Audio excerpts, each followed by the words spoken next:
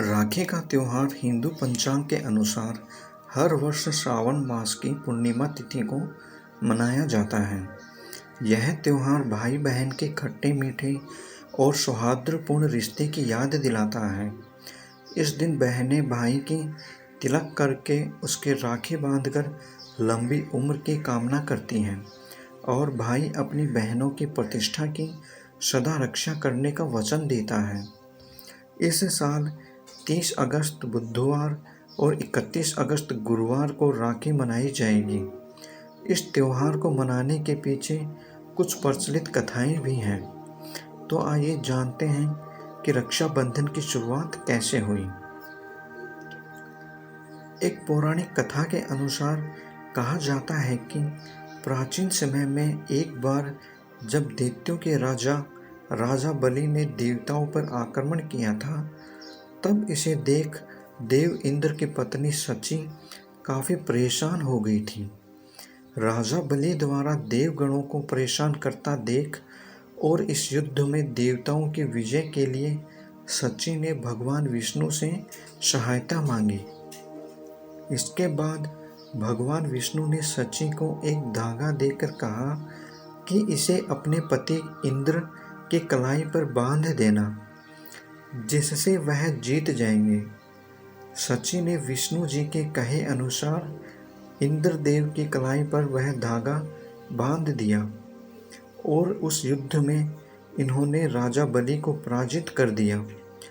तभी से मान्यता है कि बहनें अपने भाई की और पत्नी अपने पति को रक्षा सूत्र बांधकर उनकी लंबी उम्र और विजय की कामना करती हैं।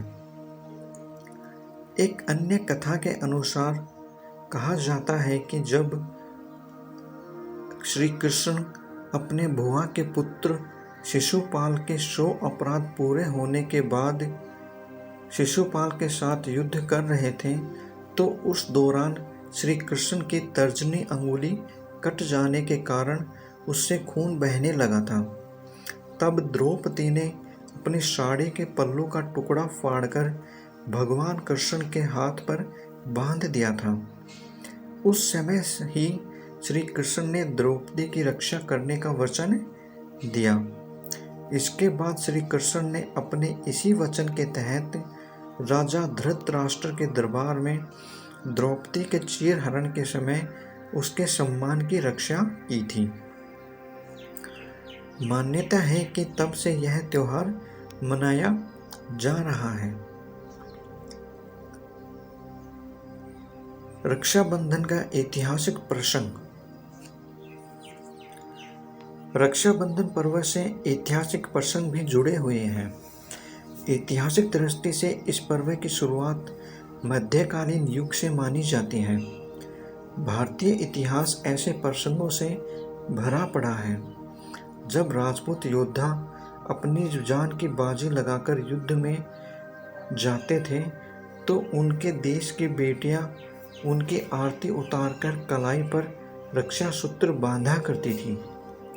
वीर रस के गीत गाकर हौसला अफजाई करते हुए उनसे राष्ट्र की रक्षा का प्रण भी कराती थी। कहा जाता है कि उस जमाने में अधिकांश मुस्लिम शासक हिंदू युवतियों का बलपूर्वक अपहरण कर उन्हें अपने हरम की शोभा बनाने का प्रयास किया करते थे। इससे बचने के लिए राजपूत कन्याओं ने बलशाली राजाओं को राखियां भेज अपने शील की रक्षा करनी आरंभ कर दी थी। इस परंपरा ने बाद में रक्षाबंधन पर्व का रूप ले लिया। वहीं चित्तौड़ की महारानी कर्मावती का प्रसंग तो इस संबंध में विशेष रूप से उल्लेखनीय है। कहा जाता है कि जब गुजरात के शासक बहादुर शाह ने चित्तौड़ पर आक्रमण किया, तो महारानी कर्मावती ने बादशाह हुमायूं को राखी के धागे में रक्षा का पैगाम भेजा। अपना भाई मानते हुए उनसे अपनी सुरक्षा की प्रार्थना की।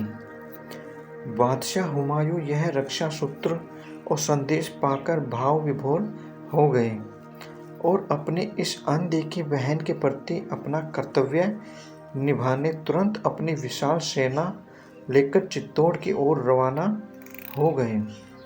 लेकिन जब तक चित्तौड़ पहुँचे तब तक महारानी कर्मावती और चित्तौड़ की हजारों वीरांगनाएं अपने शील की रक्षा करते करते अपने शरीर की अग्नि में आहुति दे चुकी थीं। उसके बाद हुमायूं ने महारानी कर्मावती की चिता की राख से अपने माथे पर तिलक लगाकर बहन के प्रति अपने कर्तव्य का निर्वहन करने के लिए जो कुछ किया वह इतिहास के पन्नों पर स्वर्णाक्षरों में अंकित हो गया तथा इसी के साथ रक्षाबंधन पर्व के इतिहास में एक अविस्मरणीय अध्याय भी जुड़ गया। इस ऐतिहासिक घटना के बाद ही यह परंपरा बनी कि कोई भी महिला या युवती जब किसी व्यक्ति को राखी बांधती है तो वह व्यक्ति उसका भाई माना जाता है। महाभारत में भी रक्षाबंधन के पर्व का उल्लेख है। जब युधिष्ठिर ने भगवान कृष्ण से पूछा कि मैं सभी कष्टों को कैसे पार कर सकता हूँ, तब कृष्ण ने उसकी तथा उनकी सेना की रक्षा के लिए राखी का त्योहार मनाने की सलाह दी। शास्त्रों का ऐसा मत है कि मुरली या राखी बांधने से त्रिदेव ब्रह्मा, विष्णु और महेश तथा तीनों देवियाँ लक्ष्मी, पार्वती और सरस्वती की कृपा प्राप्त होती है। ब्रह्मा जी की कृपा से कीर्ति, विष्णु की कृपा से रक्षा और शिव की कृपा से दुर्गुणों का नाश होता है।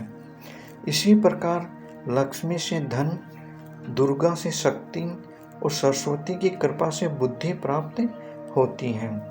यह मोड़ी किसी देवी या देवता के नाम पर भी बांधी जाती है, जिससे संकटों और विपत्तियों से व्यक्ति की रक्षा होती है।